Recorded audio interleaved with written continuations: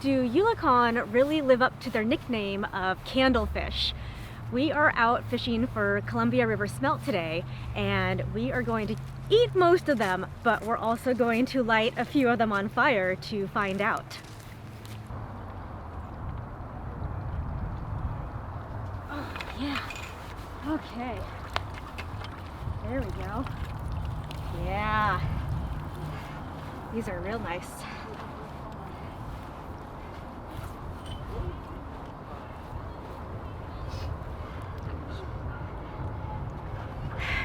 These are Eulachon, also known as hooligan, also known as Eulachon, also known as Columbia River smelt, and also known as candlefish. This fishery on the Cowlitz River, which is a tributary of the Columbia, doesn't open every year. It only opens in years when Eulachon's spawning abundance is exceptionally high.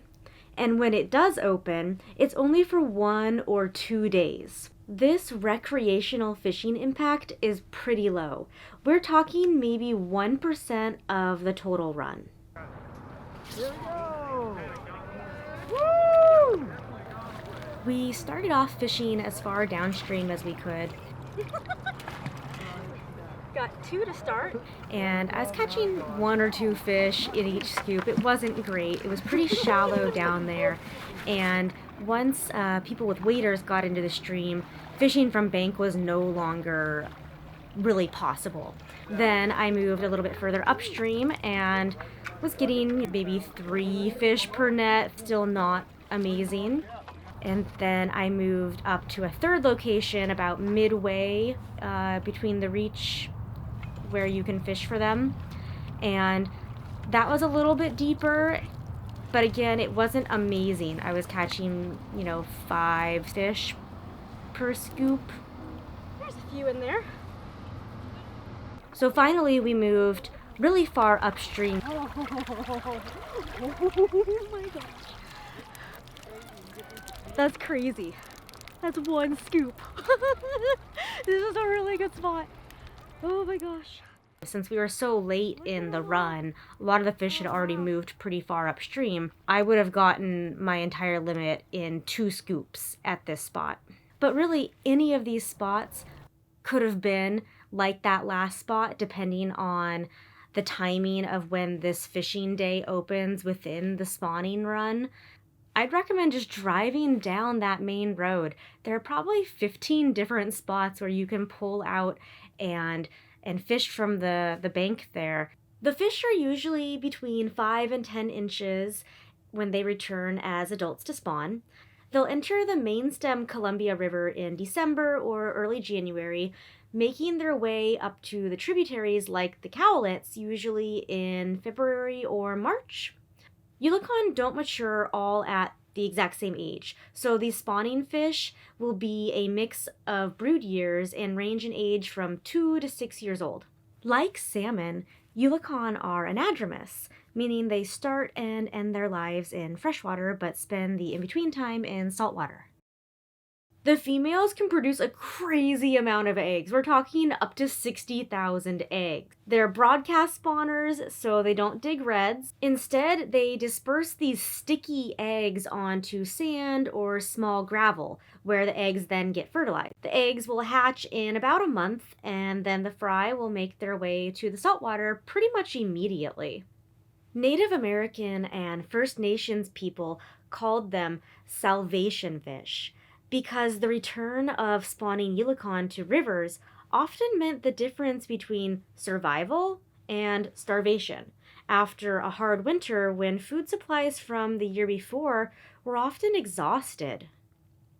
They are super fatty. They have really high omega-3 fatty acids.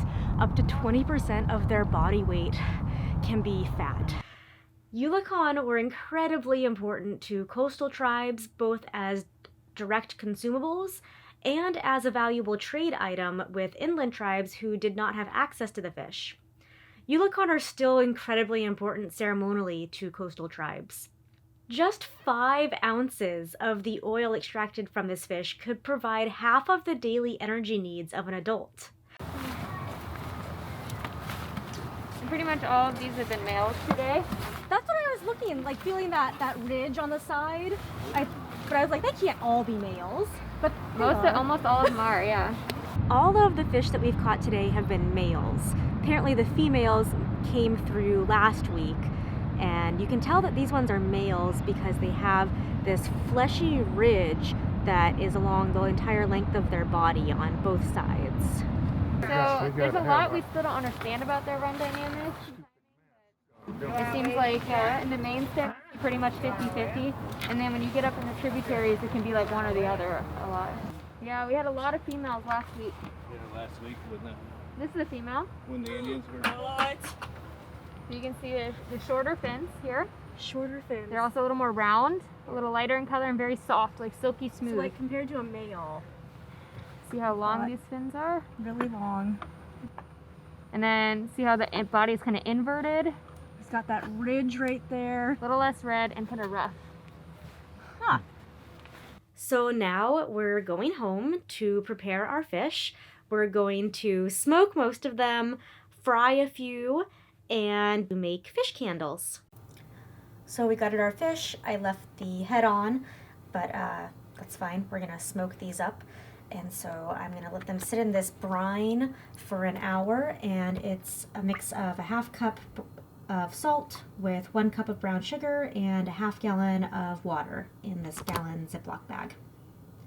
Now that these have been brining in the fridge for an hour, I'm going to rinse them off and then let them dry on the counter for a couple hours before I put them in the smoker.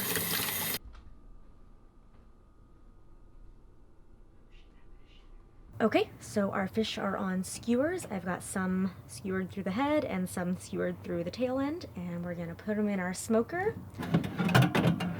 And I put 1 cup of alder wood chips in there, and these are gonna smoke at 140 degrees for 2 hours, and then I'll bump the temperature up to 180 degrees and cook them for another hour or 2, or whenever they reach 145 degrees Fahrenheit. I probably won't add any more wood chips after this first cup of chips because I don't want the smoke to overpower the fish. So we're just going to mix up a really light tempura type batter. It's about 3/4 cup all-purpose flour, 1/4 cup rice flour or cornstarch, 1 egg, a teaspoon of salt, and then enough ice water to get it to a nice thin consistency. I'm going to take my headed and gutted fish and dip it in the tempura.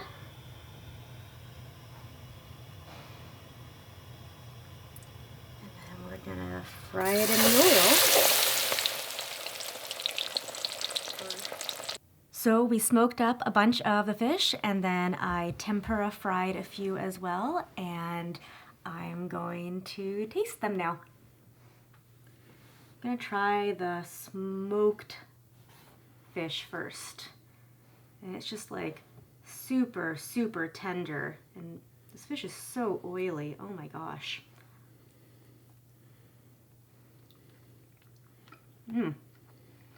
That's really good. That's really good.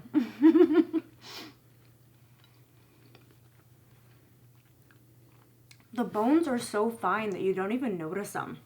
And it's so oily. That's actually really good.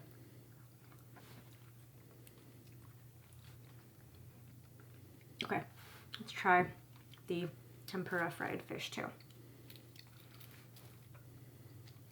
Let's try it. Oh my gosh. That's amazing. That is so good. I really, really, really like that. It's really crispy, and the fish is just so tender and flaky. Oily. That oil is amazing. Oh my gosh. Just falls apart. Wow.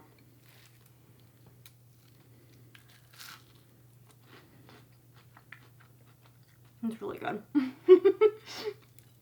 I can't decide which one I like better, the smoked or the tempura fried.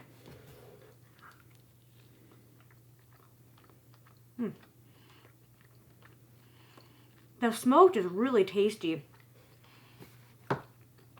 And the oiliness and the tenderness really reminds me of smoked tuna belly. Not quite as rich, but a really similar texture and taste. It's really, really good.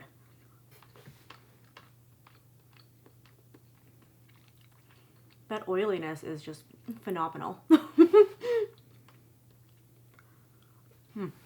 We only ended up burning one fish as an educational experiment in hopes of sharing just a small piece of the rich cultural history of people and fish in the Northwest. These fish turn into spectacular torches. You'll see just how much light they put off and also how much grease drips from the fish. Here goes.